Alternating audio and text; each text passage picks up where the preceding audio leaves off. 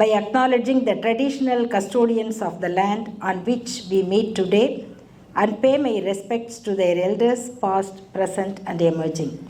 நாம் கூடியிருக்கின்ற ஆஸ்திரேலிய பெருநிலத்தின் பாரம்பரிய உரிமையாளர்களும் காப்பாளர்களுமான இம்மண்ணின் மைந்தர்களுக்கும் இதுவரை இருந்த, இப்பொழுதும் இருக்கின்ற, எதிர்காலத்தில் வரவிருக்கின்ற அபோரிஜின தமிழில் பழங்குடி மக்கள் மற்றும் டாரஸ் தீவு மக்களின் மூத்தோர்களுக்கும் என்னுடைய வணக்கத்தையும் நன்றியையும் முதற்கண் தெரிவித்துக் கொள்கிறேன்.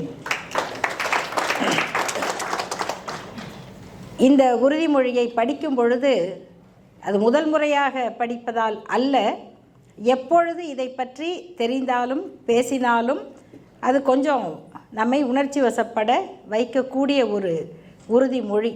அதாவது அந்த கொடுமைகளுக்கு எவ்வளவு முக்கியத்துவம் இருக்கிறதோ அதை போல இந்த உறுதிமொழிக்கும் ஒரு வரலாறு இருக்கிறது, அதுவும் பெருமைப்படத்தக்க வரலாறு.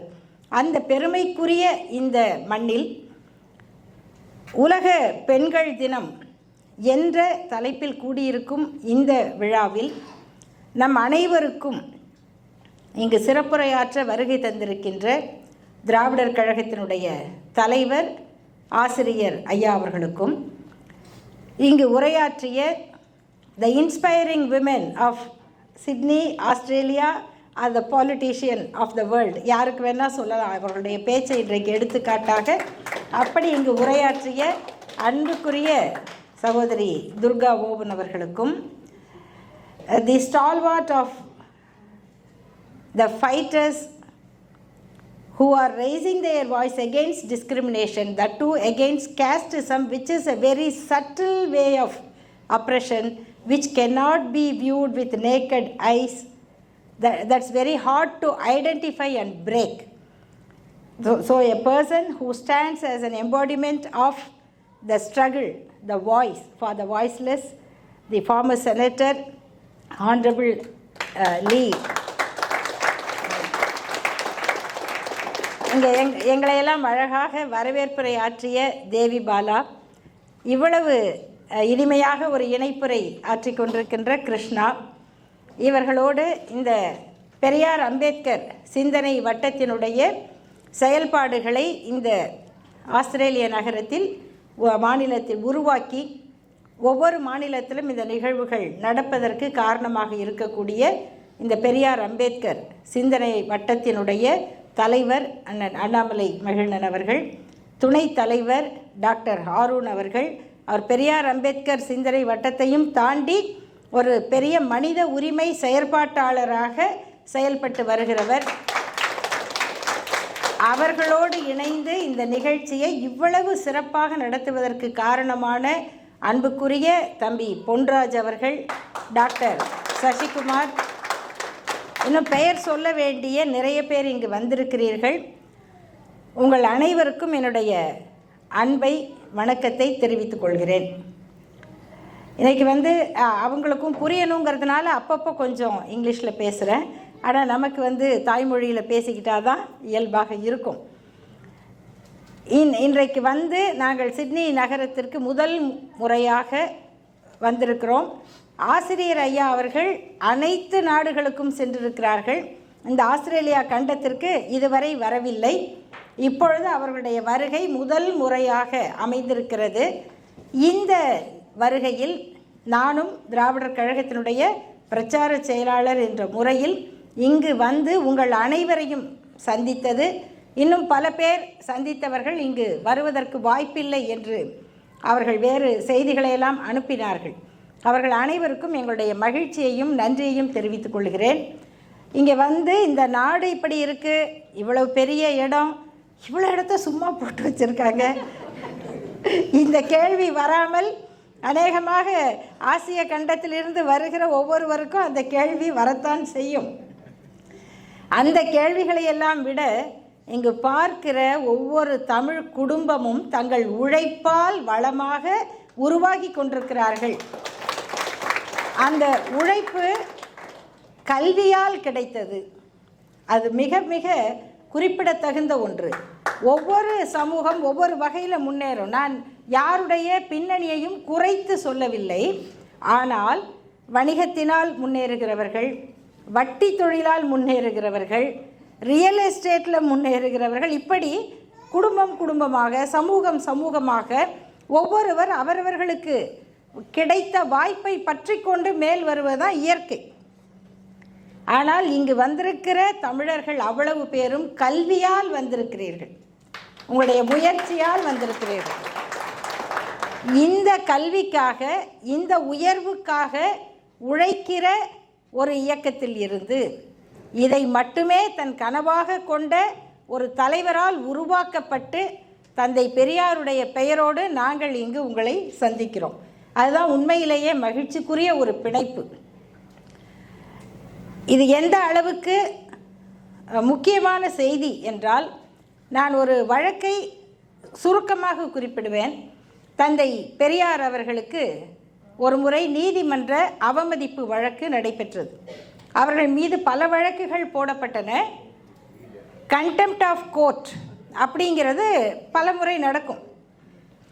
ஏன் அந்த வழக்கு அவர் மீது போடப்பட்டது என்று சொன்னால், திருச்சி மாவட்டத்தினுடைய கலெக்டராக இருந்த மலையப்பன் என்ற ஒரு தமிழரை பற்றி.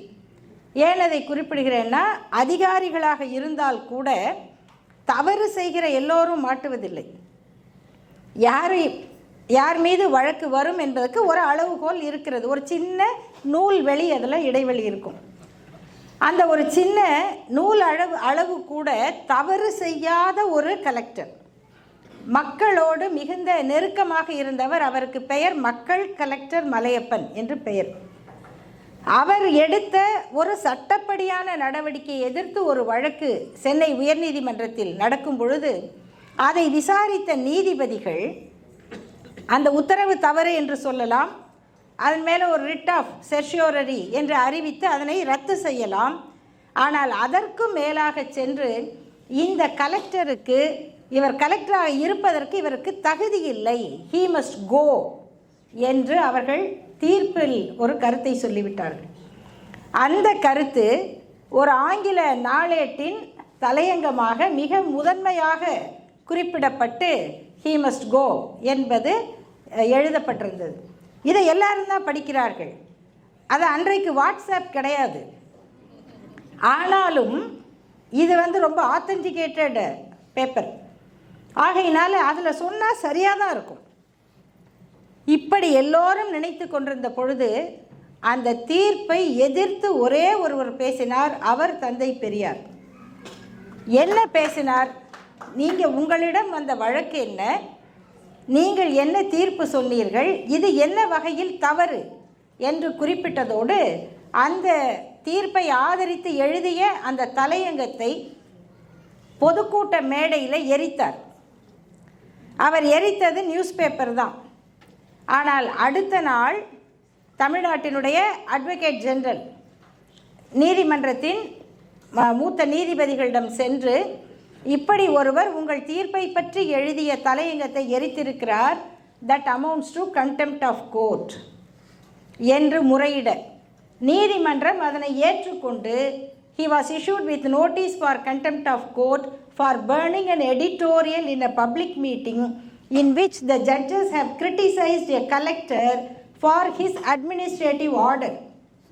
Instead of setting aside the order, the judges have made a remark that he does not deserve to continue as a collector, he should go from service because he belongs to one of the backward classes. He did not have any caste insulation protection. Therefore, Periyar objected to that judgment and also burnt that editorial in the public meeting. The next day, the Advocate General mentioned it in the Chief Justice Court and the court has issued contempt notice to Periyar. So, this was the background. அந்த வழக்கிற்கு ஐயா அவர்கள் நீதிமன்றத்திற்கு போகும் பொழுது நம்முடைய ஆசிரியர் அவர்கள் இப்படிப்பட்ட ஒரு ஆயிரக்கணக்கான நிகழ்ச்சிகளை நமக்கு சொல்லக்கூடியவர்கள். நான் அதனால் சுருக்கமாக இதை சொல்லுகிறேன். அப்போ நீதிமன்றத்திற்கு போகும் பொழுது காவல்துறை பின்வாசல் வழியாக நீதிபதிகள் செல்லும் படிக்கட்டு இருக்கிறது, அந்த வழியாக அழைத்து போகலாம், ஏன்னா கூட்டம் நிறைய இருக்கிறது. therefore we cannot control the public, he should be brought in a separate way where there is the entry for judges. அந்த வழியாக அழைத்து செல்லும் பொழுது அது இப்படி வளைவாக போகும் அந்த படி. அப்போ ஐயா பின்னாடி வழக்கு போகிறதுக்கு நாங்கள் வக்காலத்து போடுறோம் அப்படின்னு சொல்லி நம்முடைய வழக்கறிஞர்கள், நான் பிராமின் அட்வொகேட்ஸ் நிறைய பேர் அங்கே வந்திருக்காங்க. வந்து அவர் பின்னாடியே போகிறாங்க. அப்படி போகும்போது அந்த படி இப்படி போய் அந்த ஸ்டெப்ஸ் திரும்பும் பொழுது அவர் இப்படி திரும்பி பார்க்குறாரு, என்ன இவ்வளோ பேர் நம்ம பின்னாடி வராங்க என்று. யார் இவங்களாம்? இவங்களாம் நம்ம வழக்கறிஞர்கள் ஐயா, உங்களுக்காக வாதாட வந்திருக்காங்க அப்படின்னு சொல்லும் பொழுது அவர் எதுக்கு வந்தார்? he forgot for what purpose he came. He just saw the advocates who came from downtrodden communities, backward classes. They followed him to the court to make appearance on behalf of him. So he was wondering by just seeing them and asked the lawyers who stood nearby, நம்ம பசங்க இவ்வளோ பேர் வக்கீல் ஆயிட்டாங்களா? என்ன, யார் அவர்? யார் பெரியார் அப்படின்னு சொல்கிறதுக்கு நமக்கு முதல்ல வரலாறு தெரியணும், தகுதி வேணும். அந்த வரலாறு தெரிந்தவர்கள் இங்கு கூடியிருக்கிறீர்கள். அந்த தகுதியை உணரும் தகுதி படைத்தவர்கள் இங்கு கூடியிருக்கிறீர்கள். அதுதான் இங்கே ரொம்ப உணர்ச்சிமயமான ஒரு நிகழ்ச்சியாக நான் பார்க்குறேன். அப்படி உழைத்த அந்த பெரியார், அவருடைய உழைப்பினால் வளர்ந்த நாம் இங்கு இன்றைக்கு உலக நாடுகள் முழுக்க ஹாப்பிங் பிட்வீன் கண்ட்ரீஸ் அப்படின்னு நம்ம பெற்றோர்களை பற்றி சொல்கிறோம். இந்த வாய்ப்பை நினைத்து பார்க்க முடிந்திருக்குமா? ஒரு தந்தி வந்தாலே அழுகிறவங்க தான் நம்ம பாட்டி. இப்போ தந்தியே கிடையாது. டெலிகிராம்னாலே thinking that it is a bad news, அதை பற்றி ஒரு அழுக. அந்த பரம்பரையிலிருந்து தான் நாம் வந்திருக்கிறோம். நம்முடைய பாட்டிகள், நம்முடைய தாத்தாக்கள் எப்பயோ ஒரு 2000 ஆண்டுக்கு முன்னால் படித்தவர்களாக இருந்திருக்கிறார்கள்.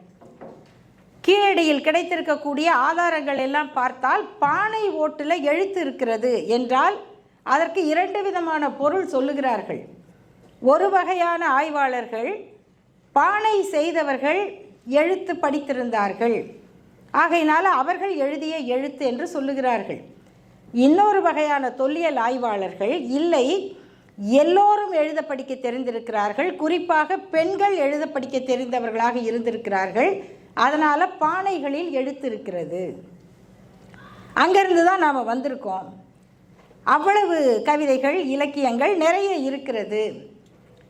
இந்த உணவு அப்படின்னு சொன்னால் உயிரெனப்படுவது உணவின் பிண்டம், உணவெனப்படுவது நிலத்தோடு நீரே. இதெல்லாம் சயின்ஸ் தானே, இதெல்லாம் சயின்ஸு தானே. இந்த அறிவு ஏன் உலகத்தில் ஒரு மருத்துவ அறிவாக வளரலை? இந்த அறிவு எங்கே போச்சு? அந்த பெண்கள் எங்கு சென்றார்கள்? அவ்வளவு கவிஞர்களை தேடி எடுத்திருக்கிறார்களே, 44 பேர், 44 பெண்கள் கிடைச்ச கவிஞர்கள். அழித்தவர்கள் எவ்வளவோ பேர், வெளியில் வராதது எத்தனையோ. இது பெண்கள் எழுதியதை அன்னைக்கே பெண்கள் பேரில் யாராவது எழுதினாங்களா தெரியாது. பெண்கள் எழுதியது என்பதற்காக புறக்கணித்தார்களா? அதெல்லாம் இல்லை. ஆனால் கிடைத்தவை 44, வேறு எதுலேயும் இல்லை. நாம் அறிந்த வகையில் பாரதியார் மாதிரி யாம் அறிந்த மொழிகளிலே அப்படின்னு வேணால் சொல்லலாம்.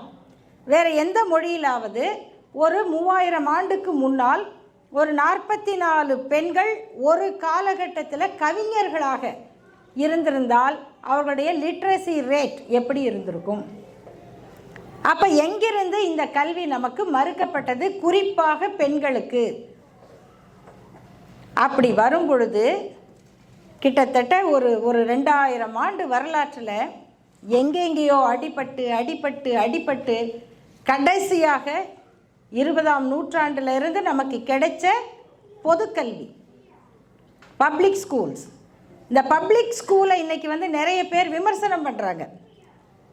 ஏதோ நமக்கு அதுக்கு முன்னாடி மிகப்பெரிய கல்வி திட்டம் இருந்த மாதிரியும் அதை ஆங்கிலேயர்கள் அழித்து விட்ட மாதிரியும்.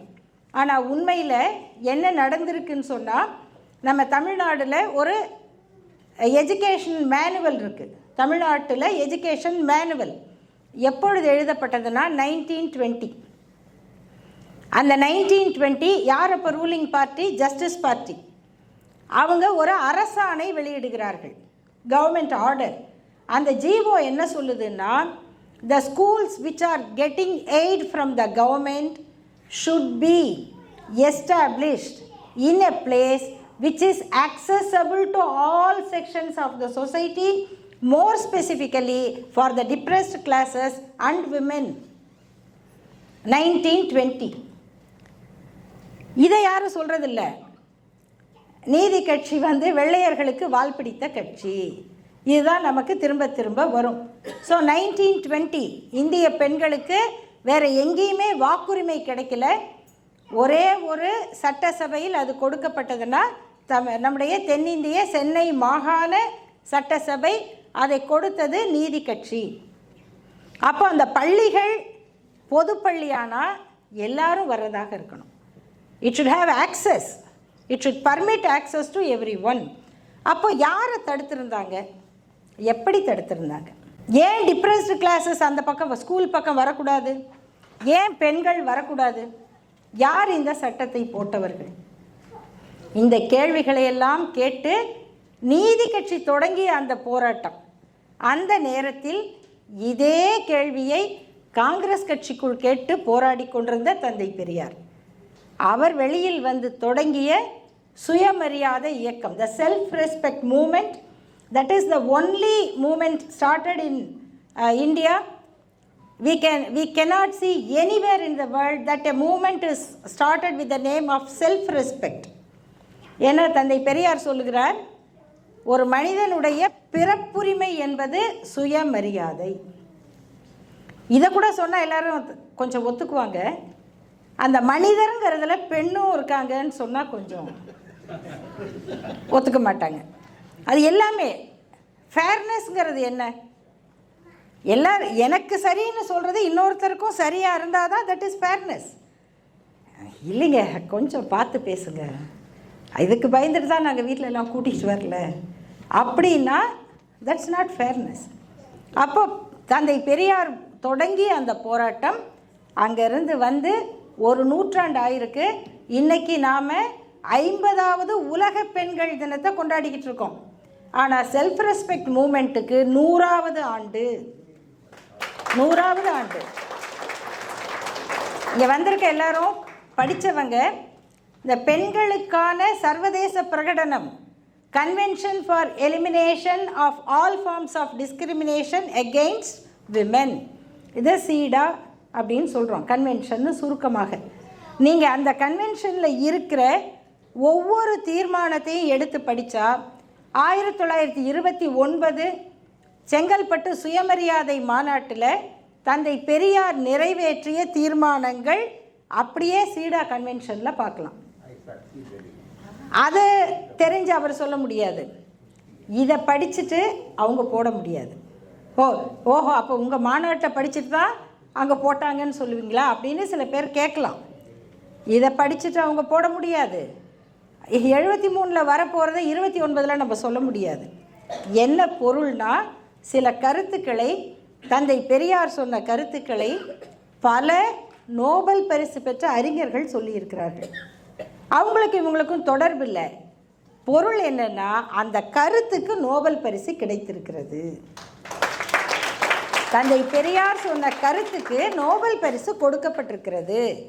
நாம் 1929 1929 resolutions of Periyar passed in the self-respect movement had reflected or found place in CEDA conventions which came in 1970s, though they had no communication, they had no connections. இந்த அளவுக்கு ஒரு உலகளாவிய சிந்தனைக்கு தந்தை பெரியாரை நம்ம பார்க்கணும்னு சொன்னால், குறிப்பாக அவருடைய பெண் உரிமை அப்படிங்கிறது தான் உச்சம். அதை நம்ம தொட்டு விட்டால் மற்ற டிஸ்கிரிமினேஷன்லாம் தானாக மறைஞ்சிரும் அப்படின்னு புரிஞ்சிக்கலாம். ஏன்னா நிறைய பேர் இதில் என்ன ஒரே ஒரு சிக்கல், நான் அந்த ஒரு கருத்தை மட்டும் சொல்லி முடிக்க விரும்புகிறேன். ஏன்னா இங்கே ஐயா அவர்கள் நிறைய நேரம் பேசணும். என்ன ஒரே சிக்கல் நமக்கு, அவங்க எடுத்து காமிச்சாங்க பாருங்கள், என்னென்ன கேள்வி எப்படியெல்லாம் இன்னமும் கேட்டுட்ருக்காங்க. சில அரசியல் தலைவர்களை பற்றி நம்ம பேசும் பொழுது, ஒரு சிறந்த தலைவர், நம்முடைய மரியாதைக்குரிய தலைவர் தான், அவருடைய வாழ்க்கை வரலாற்றை சொல்லுகிறார்கள். ஒரு நாள் அவர் கட்சி அலுவலகத்தில் உட்கார்ந்திருந்தார். அப்பொழுது பாவாடை தாவணி அணிந்த ஒரு பெண் அந்த வாசலில் நின்னார். அவர் நிமிர்ந்து பார்த்து, யாரும்மா நீ, என்ன வேணும் அப்படின்னு கேட்டார். எங்கள் அப்பாவை பார்க்க வந்தேன். நீங்கள் யார்? யார் உங்கள் அப்பா? நீங்கள் தான். நான் உங்கள் பொண்ணு, என் பேர் என்னது அப்படின்னு அவங்க சொல்கிறாங்க. அவர் கொஞ்சம் உணர்ச்சி வசப்படுகிறார். அப்புறம் அந்த பெண்ணை கூப்பிட்டு சமாதானப்படுத்துகிறார்.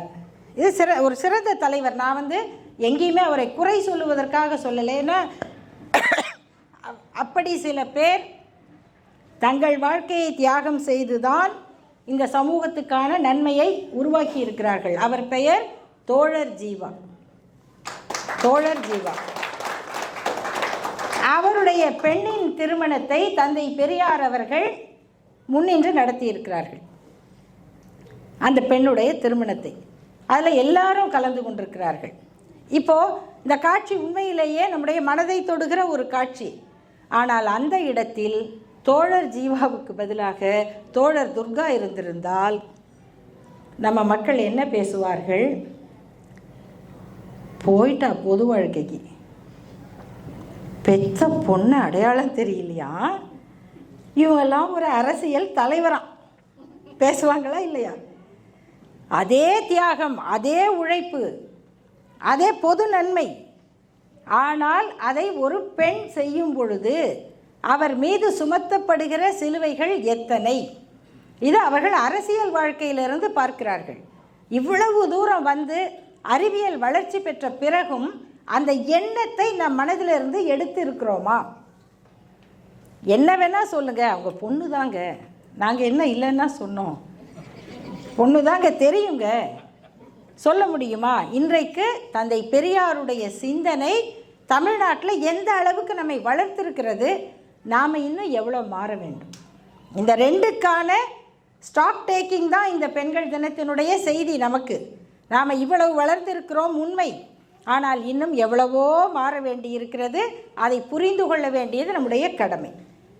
கொள்கை தத்துவம், அதை செயல்படுத்துவதற்கு ஒரு ஆட்சி, அந்த கொள்கையை தொடர்ந்து செலுத்துவதற்கு ஒரு இயக்கம். இது மூணும் இருந்தால்தான் எந்த சீர்திருத்த கொள்கையும் வெற்றி பெற முடியும். தந்தை பெரியார் என்கிற தத்துவம், அதை செயல்படுத்துகிற ஒரு ஆட்சி. கிட்டத்தட்ட 50 ஆண்டு காலமாக தமிழ்நாட்டில் இதிலிருந்து யாரும் விலக முடியாது. ஆகையினால புதிதாக வருகிற தலைவர்கள் கூட தந்தை பெரியாரை நாங்கள் ஏற்றுக்கொள்ளுகிறோம் என்று தான் சொல்லுகிறார்கள்.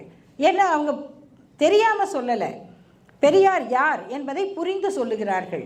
அதனுடைய உச்சம் என்னவென்றால், தமிழ்நாட்டில் தற்பொழுது நடந்து கொண்டிருக்கக்கூடிய திராவிட முன்னேற்றக் கழக அரசு, தமிழ்நாட்டின் முதல்வர் மு.க. ஸ்டாலின் அவர்கள் ஆட்சி பொறுப்பை ஏற்றவுடனே பல குழுக்களை நியமித்தார்கள். அந்த குழுக்களில் இந்த இன்க்ளூசிவிட்டி அப்படின்னு சொல்கிறோமே, மிக முதன்மையானது தமிழ்நாடு அரசினுடைய திட்டக்குழு, the planning commission of the state.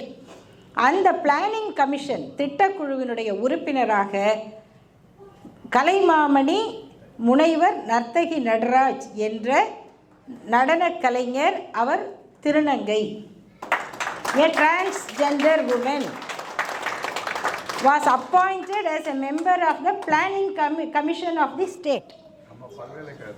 ஆமாங்க, அந்த அவங்க பத்மஸ்ரீ, அவங்க பின்னாடி தான் பத்மஸ்ரீ. அதற்கு முன்னால் அவர்களுடைய திறமையை, அவங்க தமிழ் கலைகளுக்கு செய்யக்கூடிய பணியை பாராட்டி அவங்களுக்கு முனைவர் பட்டம், மதிப்புறு முனைவர், டாக்டரேட், ஆனரரி டாக்டரேட் பட்டம் கொடுத்தது நம்முடைய பெரியார் மணியம்மை பல்கலைக்கழகம். அந்த பல்கலைக்கழகத்தினுடைய வேந்தரான நம்முடைய ஆசிரியர் ஐயா அவர்கள். இதுதான் ரெகக்னிஷன் என்பது, இன்க்ளூசிவிட்டி என்பது எப்படி கொள்கை வழியாக வரணும், எப்படி ஆட்சி வழியாக வரணும், எப்படி திட்டங்கள் வழியாக வரணும், அடுத்து இயக்கம் வழியாக வரணும். அப்போ நம்ம குடும்பத்துக்குள்ளே வரணும், கடைசியாக அங்கே தான் வரணும். அங்கே வந்தால்தான் அதனுடைய செயல் வெற்றியை நோக்கி நடக்க முடியும். அந்த அடிப்படையில் இன்றைக்கு இந்த தேவை எல்லா விதமான வேறுபாடுகளுக்கும் எதிரான ஒரு குரலாக தந்தை பெரியாருடைய குரல். டாக்டர் அம்பேத்கர் அவர்களுடைய குரல். நம்ம அதை மட்டும் சொல்லி நிறைவு செய்கிறேன். நம்ம உண்மையிலேயே இந்த இந்திய சட்டங்களுக்கு உட்பட்ட பெண்கள் யாரை நினைவில் வைத்து கொள்ள வேண்டும்? தந்தை பெரியாரை சொல்வதைப் போல டாக்டர் அம்பேத்கர் அவர்களை நினைவில் வச்சுக்கணும். ஏன்னா சட்டப்படி பெண்களுக்கு திருமண உரிமை, திருமண ரத்துரிமை, தத்தெடுக்கிற உரிமை, இதை லீகலைஸ் பண்ணவர் டாக்டர் அம்பேத்கர் தான். அதற்கு முன்னால் பெண்களுக்கு சொத்துரிமை கிடையாது. ஒரு பார்ட் அது எப்படியோ வரும், அது மேலே அவங்களுக்கு அப்சல்யூட் ரைட் கிடையாது. பெண்கள் தத்தெடுக்க முடியாது, பெண் குழந்தையும் தத்தெடுக்க முடியாது. தத்தெடுத்தல் அப்படின்னாலே ஆண் குழந்தையை தான் தத்தெடுப்பார்கள். அதே போல் அவங்களுக்கு விவாகரத்து உரிமை கிடையாது. மனுஸ்மிருதி ஒரு கணவர் எப்பெல்லாம் மனைவியை தள்ளி வைக்கலான்னு சொல்லுது. பெண் குழந்தையே பெற்றுக்கொண்டிருக்கிற பெண்ணை 8 வருஷம் கழித்து தள்ளி வச்சிடலாமா? ஏன்னா அவங்களுக்கே எக்ஸு, அவங்களுக்கே ஒய், எல்லா குரோமோசோமும் அவங்களுக்குள்ளேயே இருக்குது. அவங்களே உள்ள குடுக்குவையை போட்டு கலந்து பெண் குழந்தையாக பெற்று கொடுக்குறாங்களா? பெண் குழந்தையே பெற்றுக் கொடுக்கிற பெண்ணை இத்தனை ஆண்டில் தள்ளி வச்சிடலாம். சாகிற குழந்தை, ஸ்டில் பார்ன், அப்படி குழந்தை பெற்றுக்கிட்டு இருந்தால் முதல்ல அவரை தான் சோதனை பண்ணணும், என்ன சத்து குறைவு. ஆனால் அப்படி சாகிற குழந்தை, சாப்பிள்ளை பெற்றுக்கொண்டிருக்கிற பெண்ணை இத்தனை ஆண்டில் தள்ளி வைக்கலாம். அவங்களுக்கு நீங்கள் ஜீவனாம்சம் கூட கொடுக்க வேண்டாம். இதுதான் மனுஸ்மிருதி. இதை அப்படியே மாற்றி ஒரு ஆணுக்கு என்னென்ன காரணங்கள் சொன்னால் அவர் விவாகரத்து கேட்கலாமோ அதே காரணங்களுக்காக ஒரு பெண் விவாகரத்து கேட்கலாம் அப்படின்னு ஹிந்து லாவை திருத்தியவர் டாக்டர் அம்பேத்கர். இதை போல பல செய்திகள் அவர்கள் வாழ்க்கையிலிருந்து நாம் தெரிந்து கொள்ள வேண்டியது இருக்கிறது. அந்த அடிப்படையில் நண்பர்களே, இங்கு கூடியிருக்கக்கூடிய உங்கள் அனைவருக்கும் நான் உண்மையிலேயே சிறந்த பாராட்டுதல்களை தெரிவிக்க வேண்டும். ஏன்னா எங்கேயுமே சமூக மாற்றங்களை பெரிய கூட்டங்கள் நடத்தியதில்லை, மிகச்சிறிய குழுக்கள் தான் நடத்தியிருக்கிறார்கள். அதே போல் அதை கெடுப்பவர்களும் சிறிய குழுக்களாகத்தான் இருப்பார்கள். ஆகவே இது குழுக்களுக்கான போட்டி அல்ல. இந்த பெரும்பான்மை மக்களுக்கு எது சரி, எது நியாயம் என்பதை உணர்த்துபவர்களுக்கும், இல்லை சமத்துவம் என்பது சரியில்லை, ஏற்றத்தாழ்வு தான் சரி என்று நினைக்கிற குழுக்களுக்குமான போட்டியாக இது நடந்து கொண்டிருக்கிறது. இந்த நேரத்தில் சமத்துவத்தின் குரலை ஒலிப்பதற்காக கூடியிருக்கக்கூடிய உங்கள் அனைவருக்கும் என்னுடைய நன்றியை கூறி, பெரியார் அம்பேத்கர் சிந்தனை வட்டத்தினுடைய பொறுப்பாளர்கள் அனைவருக்கும் என்னுடைய பாராட்டை தெரிவித்து முடிக்கிறேன். ஆசிரியர் ஐயா அவர்களுடைய உரையை கேட்டு செல்வோம். நன்றி, வணக்கம்.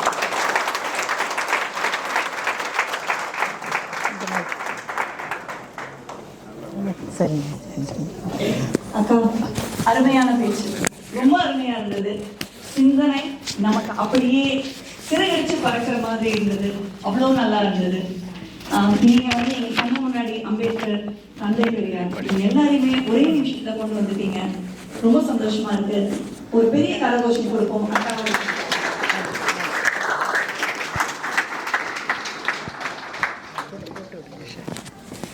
அடுத்து நம்ம வீரமணி ஐயாவை கூப்பிட போறோம். அவரை பத்தி ஒரு சின்ன இன்ட்ரோடக்ஷன். இந்த வேளையில் ஒரு மாபெரும் தலைவர் சமூக நீதிக்காக, பகுத்தறிவுக்காக, மனித உரிமைக்காக வாழ்நாள் முழுவதுமாக அர்ப்பணித்த ஆசிரியர் வீரமணி அவர்களை அறிமுகப்படுத்துவதில் எனக்கு மிகுந்த மகிழ்ச்சி, பெருமை. கடலூரில் பிறந்த இவருக்கு சிறு வயதிலேயே புத்திசாலித்தனம், அறிதிறன் எல்லாம் கண்கூடாக தெரிந்துவிட்டது.